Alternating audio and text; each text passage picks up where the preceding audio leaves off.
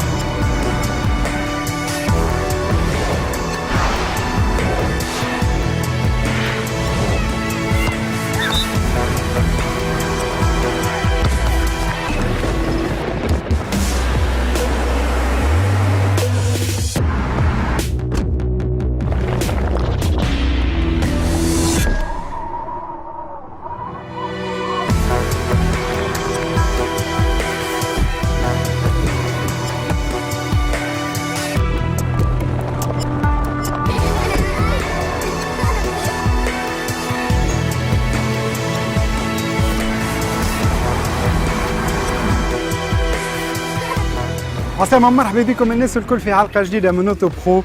اليوم هزيناكم الجامارك للفور سيزون، اللي أضخم اوتيل اللي موجود في تونس. جوستومون باش نجربوا كهرباء مضخمة ياسر. هي لا توت نوفيل كلاسي لا برلين ألموند de Mercedes, un best-seller, la petite classe S كيما يعيطوا لها. nouvelle motorisation, nouvelle technologie وديزاين جديد باش نكتشفوها مع بعضنا dans les moindres détails. أما قبل هذا كالعادة سمر.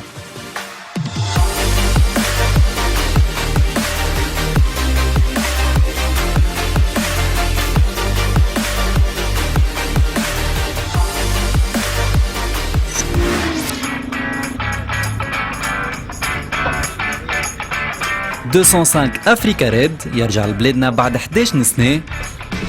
رالي بتنظيم لا فامي جاكو واحتضنته تونس بين 28 اكتوبر و5 نوفمبر، وكان بالتعاون مع الديوان الوطني التونسي للسياحة والجامعة التونسية للسيارات.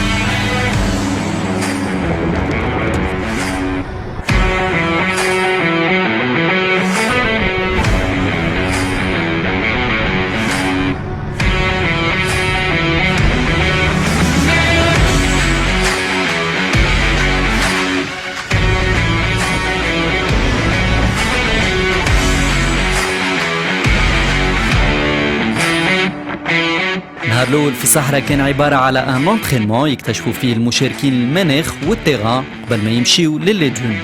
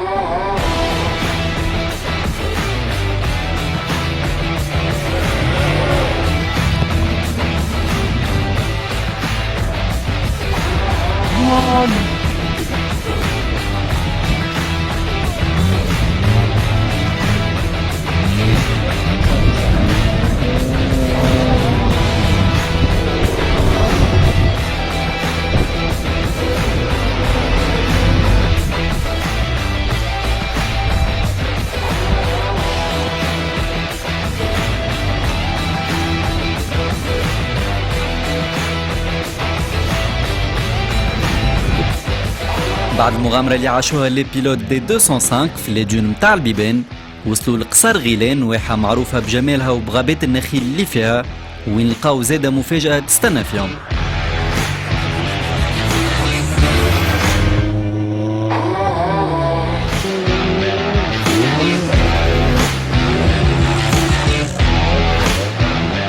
Une 205 أما مش أي وحدة، الفيرسيون هذه تصنع منها 3 يونيتي أكاهو، la 205 T16 Grand Raid Paris-Dakar واللي شارك بها أغي فاتانين في 87.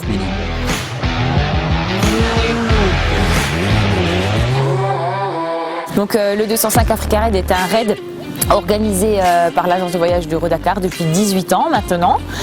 Nous avons commencé pour la première fois en 2004 en Tunisie.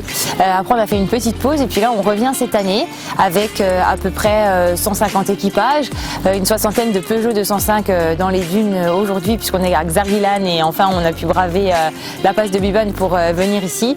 On est très content de pouvoir faire partager notre expérience du Dakar et notre expérience de la navigation et de la conduite à tous nos participants et de leur faire découvrir la Tunisie. C'est une première expérience pour nous en terre tunisienne, puisque mon collègue lui a déjà eu l'occasion de participer au Maroc. Et on vient là pour découvrir le pays, s'amuser dans les dunes, découvrir un petit peu la culture tunisienne, les gens et tout ce qui gravite autour du rallye. Et ça permet on va dire, d'exprimer notre passion librement dans un cadre extraordinaire. Alors les voitures, c'est pas compliqué, il y a deux écoles. Soit on la garde toute d'origine, c'est très fiable, pas très performant mais c'est top. Ou soit on décide de monter des grosses voitures, plutôt performantes, mais là c'est plus fiable et on est souvent embêté et on passe tous les soirs à faire de la mécanique plutôt que de s'amuser avec les copains. Bon, moi, ma voiture, j'ai pas fait grand chose dessus. J'ai fiabilisé les trains roulants, je l'ai rehaussé un petit peu. Un peu de sécurité, on a mis un arceau, mais sinon elle est toute d'origine et c'est que du bonheur parce qu'au final, ça fait 2 années que je suis avec, on fait rien dessus, on roule et on fait que mettre descendre. Là c'est bien. Les 205, presque tout d'origine, juste rehaussé, et ça passe partout. C'est génial.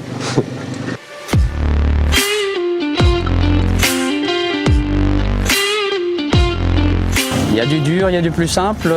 C'était assez roulant au début, beaucoup de routes, de pistes. Et là par contre on a attaqué les dunes, le sable et ça devient un peu plus compliqué.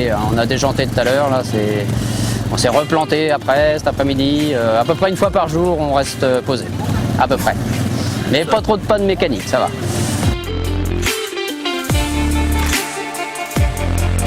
Notre équipe, c'est 2 cousines déjà qui ont décidé de participer à ce raid. Et alors avec plus ou moins d'expérience puisque Brigitte, ma copilote, c'est son premier raid 205 Africa Raid. Et elle a fait la formation avant de venir pour la navigation. Et pour moi, c'est une 10e édition de raid.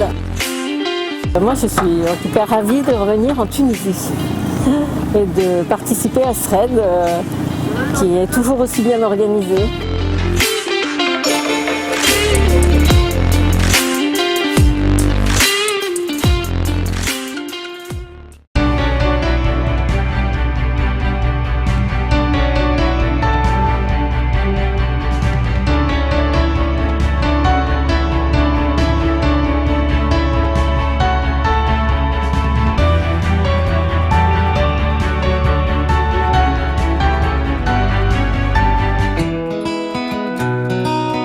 عسلامة ومرحبا بكم الناس الكل في عيشة نيتك. الجمعة هذه اخترنا باش نزوروا ولاية بنزرت ونكتشفوا برشا بلايص مزيانين. كالعادة لازم قبل ما نبداو رحلتنا نتفقدوا الكرهبة متاعنا، هذاك علاش مشينا لستاسيون شيل، قرينا جي بي 10 صبينا لو كاربورون شيل فيول سيف، لو كاربورون ايكونوميك اللي حافظ لك على موتور كرهبتك. من بعد تفقدنا الزيت، أكيد زيت شيل إليكس، الزيت اللي يحسن من البرفورمانس والديوري دو في متاع الكرهبة متاعنا. واخر حاجه تفقدنا العجالي وبدينا رحلتنا.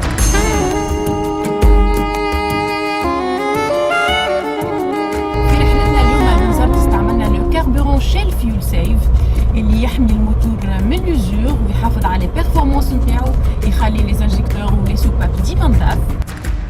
من ابرز الثروات الغابيه الموجوده في تونس محمية إشكل، المحمية الطبيعية اللي تأسست من عام 1980. مساحتها 12600 هكتار اللي تتميز بالتنوع النباتي والحيواني. فيها أكثر من 200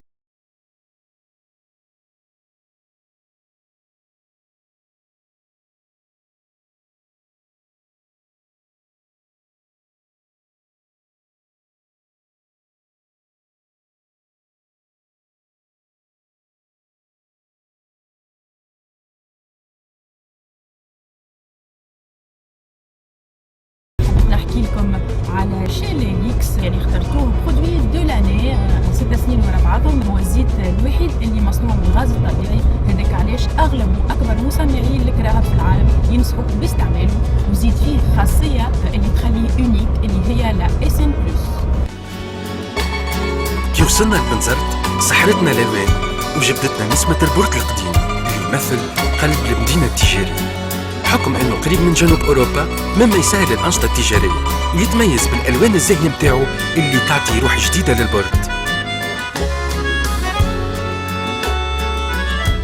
وما يغيبش الطابع التاريخي اكيد على المنطقه اللي يبين عراقتها واللي يبان في مدينتها. وكي قفلنا الرحله متاعنا في البرج، يا بخت اللي زارك متع عينيه بسحرك وجمالك. انا اللي نعرف كارك، نحكي عليك ليل نهار، نحكي على السر اللي فيك.